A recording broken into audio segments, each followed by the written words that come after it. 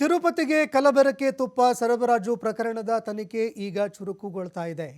ಪ್ರಕರಣದ A3 ಆರೋಪಿಯಾಗಿರುವಂತಹ ಪೋಮಿಲ್ ಜೈನ್ ಹಾಗೂ A4 ಆರೋಪಿ ವಿಪಿನ್ ಜೈನ್ ಇವತ್ತು SIT ಕಚೇರಿಗೆ ಆಗಮಿಸಿದರು.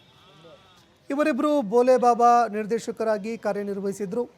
ಕಲಬೆರಕೆ ತುಪ್ಪ ಪೂರೈಕೆ ಮಾಡೋದರಲ್ಲಿ ಇವರು ಪ್ರಮುಖ ಪಾತ್ರ ವಹಿಸಿದ್ದಾರೆ ಅಂತ ಹೇಳಲಾಗ್ತಾ ಇದೆ.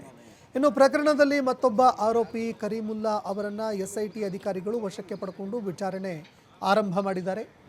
ಕಲಬೆರಕೆ ತುಪ್ಪವನ್ನು ಟ್ಯಾಂಕರ್ಗೆ ವರ್ಗಾಯಿಸುವಲ್ಲಿ ಕರೀಮುಲ್ಲಾ ಪ್ರಮುಖ ಪಾತ್ರ ವಹಿಸಿದ್ದಾನೆ. ಭೋಲೆಬಾಬಾ ಡೈರಿ ತಂದಿದ್ದಂತಹ ಕಲಬೆರಕೆ ತುಪ್ಪ ಸಣ್ಣ ಸಣ್ಣ ಟ್ಯಾಂಕರ್ಗಳಿಗೆ ವರ್ಗಾವಣೆ ಕೂಡ ಮಾಡಿದ್ರಂತಿವರು.